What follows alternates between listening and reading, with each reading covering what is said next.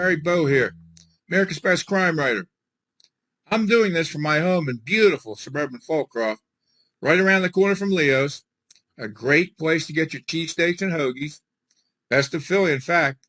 It's a nice day, doors and windows open, and if you hear any ambient noises, you'll know why. So let's talk about Born to Be Wild today, my first book. Warner Books, one of the biggest publishers in the world at that time, published Born to Be Wild in 1992 in paper. That same year, Bastei Verlag translated the book and published it in Germany as Der Wild.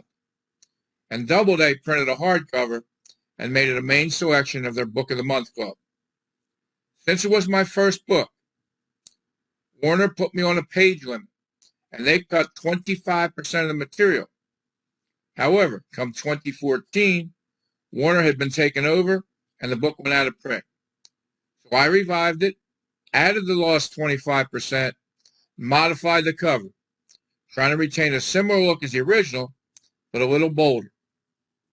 The story begins on December 12, 1971, somewhere between 2 and 3 a.m., in a loft above a garage behind a set of apartments right up the street from where I live, on Chester Pike. Ironically, the apartments were on my paper route when I was 12 years old. By the way, Wawa knocked down the garage about 15 years ago, but the apartment is still there. This is how the story begins.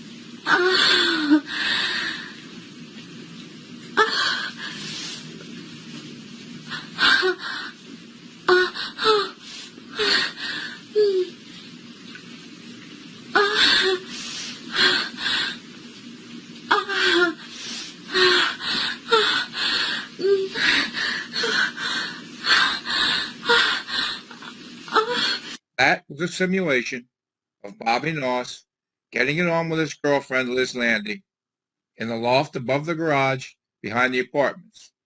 He was 19, a relatively new member of the Warlocks motorcycle gang, working in his father's garage during the day and stealing cars at night. She was 21 and a student at Philadelphia Community College. So that's how the story begins, but it sure ain't how it ends. Nor did it end until 20 years later in the tiny town of Luna Pier, Michigan, on the banks of Lake Erie. Bobby came from a good Catholic family in Darby. He went to BVM and Bonner. He was more into cars than he was to hitting the books, but he graduated right on time. Liz was from a nice neighborhood in Overbrook Park, pretty girl. He found her sitting on the curb outside the Bolero at 69th Street, crying because her boyfriend just dumped her, and became boyfriend and girlfriend for several months. But after their lovemaking in our first scene, Liz just fell off the face of the earth.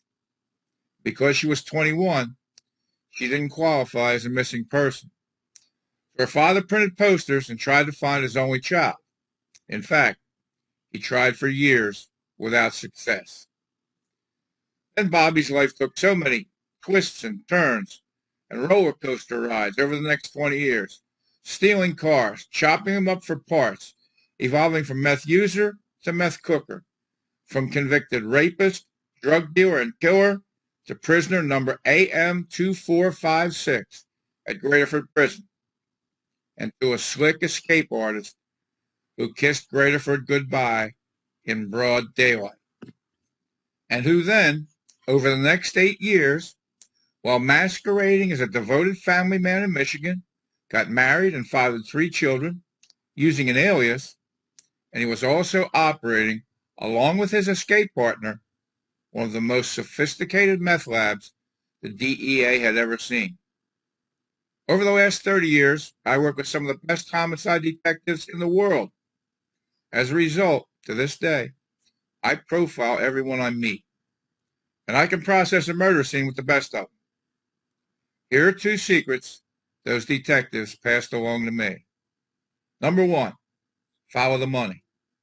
And if that don't work, go to number 2, follow the pussy. And that was the Achilles heel in this story. An anonymous phone call from a female caller who was just fucked over, The switchboard at America's Most Wanted gave John Walsh one of the first hits on his new show on the new Fox network. I spent a few days with John down in D.C. going over his end of the case.